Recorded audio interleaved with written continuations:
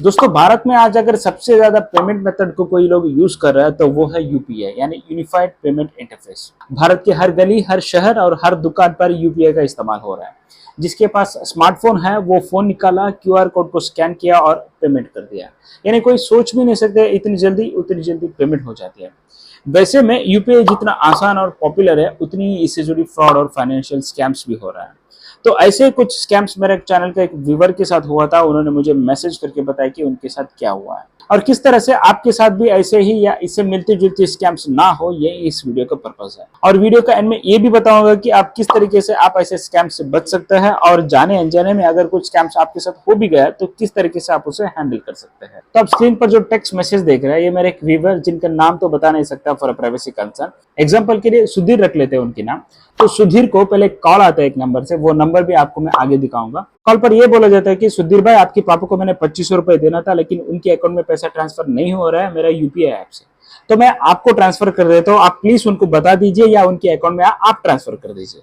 तो सुधीर ने बोला ठीक है, क्योंकि उनके पापा का कुछ पैसे की लेन देन की कारोबार था तो वैसे कोई पैसा देना चाह रहा होगा, तो इसलिए उन्होंने हाँ बोल दिया। तो जैसे हाँ बोल के फोन काटने के बाद उनको टेक्स्ट मैसेज आता है कि जो कि आप स्क्रीन पर देख रहे हैं, और तुरंत ही उसी नंबर से रिटर्न कॉल आता है और कहता है कि सुधीर भाई, मैंने गलती से 2500 की जगह 25,000 यानी 10 गलती से लग गया और आपके अकाउंट में ट्रांसफर हो गया। तो कोई बात नहीं, आप 2500 आपकी पापा के अकाउंट में ट्रांसफर कर दीजिए और बाकी 22,500 मेरे अकाउंट में ट्रांसफर कर दीजिए। तो सुधीर ने बिना सोचे समझे, बिना उनके पापा से वेरीफाई किए बगैर उसी नंबर पर 22,500 ट्रांसफर कर दिया और अपने काम पर बिजी हो गए।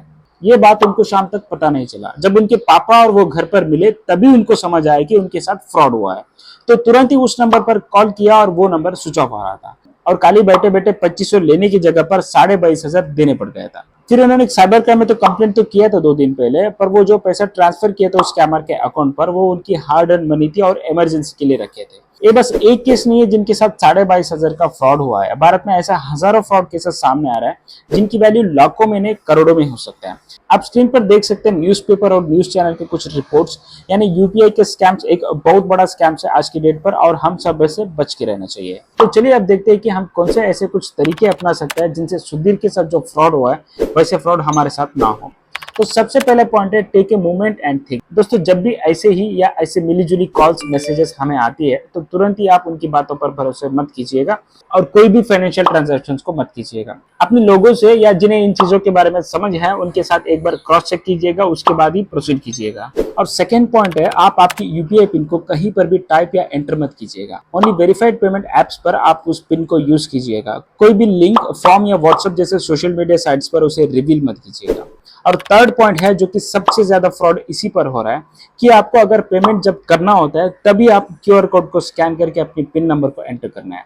अगर आपको किसी से पेमेंट रिसीव करना है तभी आप आपकी क्यूआर कोड को उनको भेजेंगे। बस भेजना है, कोई पिन नंबर या कुछ भी डिटेल्स एंटर नहीं करना होता है। क्यूआर कोड का स्कैम के बारे में आप तो जानते होंगे दोस्तों, लेकिन कुछ लोग हैं जिनको इसके बारे में जानना बेहद जरूरी है। तो उनकी जानकारी के लिए बता दूं कि आजकल क्या हो रहा है, कुछ बुजुर्ग या बच्चे या इन टेक्नोलॉजी के बारे में कम समझ रखने वाले को स्कैमर्स टारगेट करते हैं और उनको कुछ क्यूआर कोड्स या लिंक भेजता है और कहता है कि आप इस कोड को स्कैन करके यूपीआई पर एंटर करेंगे तो आपको 50,000 का कैश प्राइज और कैशबैक ऑफर, ऐसे कुछ भी फेक अनाउंसमेंट करता है और लोगों का हार्ड अर्न मनी को चंद सेकंड्स में गायब कर देता है। तो ऐसे कोई भी क्यूआर कोड को आप स्कैन मत कीजिएगा और ध्यान रखिएगा, पेमेंट के लिए आप क्यूआर कोड को स्कैन करेंगे, अमाउंट रिसीव करने के लिए आप कोई भी क्यूआर कोड को स्कैन नहीं करेंगे। उसके बाद आप कोई अनऑथराइज्ड और अनजान लोगों के साथ अपनी सीवीवी, डेबिट कार्ड या क्रेडिट कार्ड की डिटेल्स को शेयर मत कीजिएगा।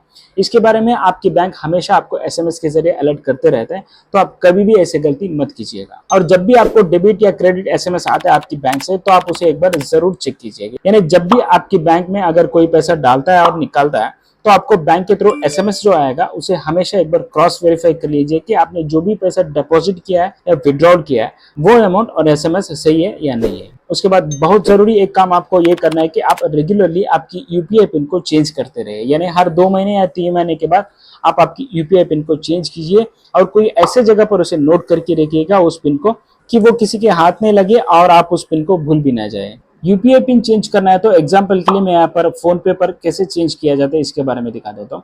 आप सेम प्रोसेस को आपकी गूगल पे या पेटीएम या कोई भी यूपीआई ऐप है आपके पास तो उसे आप फॉलो कर सकते हैं। तो फोन पे ओपन करने के बाद आप यहाँ पर प्रोफाइल पिक्चर पर क्लिक करेंगे और बैंक अकाउंट पर क्लिक कीजिए।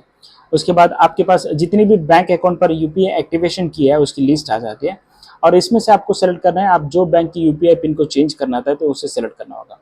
उसके बाद इस पेज पर आप यूपीआई पिन के सेक्शन पर रिसेट और चेंज के ऑप्शन दिखेगा। आप रिसेट पर क्लिक करेंगे तो आपको दोबारा से डेबिट कार्ड का डिटेल्स एंटर करना होगा, तो इसलिए आप यहाँ पर चेंज पर क्लिक कीजिए और आपका अभी का या ओल्ड यूपीआई पिन एंटर करना है और सबमिट करना है। उसके बाद नया पिन एंटर करना है, उसके बाद उसे दोबारा से एंटर करके कंफर्म करने के बाद सबमिट करने पर आपकी यूपीआई पिन सक्सेसफुली चेंज हो जाएगा। और इसके बाद 7th पॉइंट है, जब भी यूपीआई से लेन देन करता है, अगर आप उस टाइम पर वाईफाई से कनेक्टेड है, जैसे मेट्रो सिटीज पर, मेट्रो स्टेशन, रेलवे स्टेशन और एयरपोर्ट पर वाईफाई होती है, उस पर आप अगर कनेक्टेड है तो उसे पहले ऑफ कीजिए और आपकी यूपीआई ट्रांजेक्शन को पहले कंप्लीट कीजिए।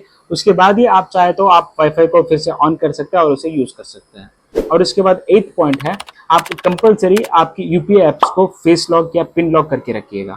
आजकल लगभग सारे मोबाइल्स पर फेस लॉक की फीचर्स अवेलेबल होती है, अगर नहीं है तो आप फिंगरप्रिंट लॉक या पिन लॉक जरूर कीजिएगा।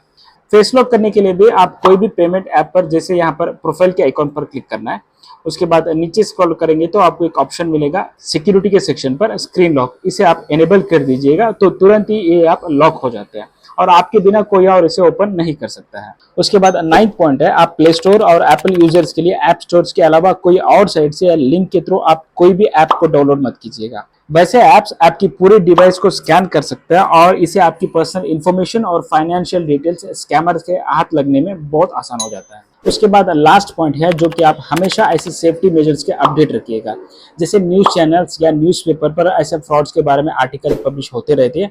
आपकी नॉलेज के लिए उस आर्टिकल्स को जरूर पढ़िएगा और उस पर बताए गए सेफ्टी मेजर्स पर भी आप ध्यान दीजिएगा। दोस्तों ये तो हो गए 10 ऐसे पॉइंट्स जिनके बारे में आपको जानना बेहद जरूरी था।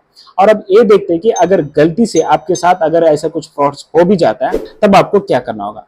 तो जैसे आपके साथ या आपके अपने लोगों के साथ ऐसा कुछ घटना घटती है तब आपको तुरंत ही पीएसपी रिपोर्ट करना होता है, यानी पेमेंट सर्विस प्रोवाइडर को रिपोर्ट करना होता है, यानी उसी ट्रांजैक्शन पर एक कंप्लेंट रेज करना होता है। इसके बारे में भी आप चाहे तो एक वीडियो बना सकता हूँ। जिनको ऐसे वीडियो चाहिए वो कमेंट पर एस लिखिएगा, तो एक रीजनेबल कमेंट्स मिलने पर मैं जरूर उस टॉपिक पर वीडियो बनाऊंगा। पीएसपी में रिपोर्ट करने के बाद आप बैंक पर भी इसका एक रिपोर्ट करा सकता है और आप पुलिस स्टेशन पर भी इसकी एक रिपोर्ट करा सकता है और आप एनपीसी यानी नेशनल पेमेंट कमीशन के साइट पर भी आप रिपोर्ट दर्ज करा सकते हैं। और कहीं पर भी आपको पॉजिटिव रिस्पांस नहीं मिलने पर आप बैंकिंग ओम्बुड्समैन को कंप्लेंट कर सकते हैं। इसके खिलाफ एक्शंस लेने के लिए आप इसे रिक्वेस्ट कर सकते हैं।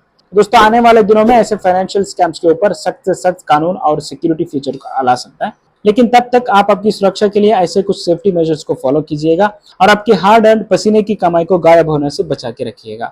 तो उम्मीद है दोस्तों आज की वीडियो आपको यूजफुल और इन्फॉर्मेटिव लगा होगा। अगर ऐसा तो जरूर एक लाइक कर दीजिएगा, आपकी फ्रेंड्स और फैमिली में और खास करके ऐसे लोगों के साथ ये वीडियो को शेयर कीजिएगा जो कि ऐसे टेक्नोलॉजीज के बारे में कम समझ रखते हैं और उनको कहीं ना कहीं यूपीआई ऐप को इस्तेमाल करने की जरूरी होती है।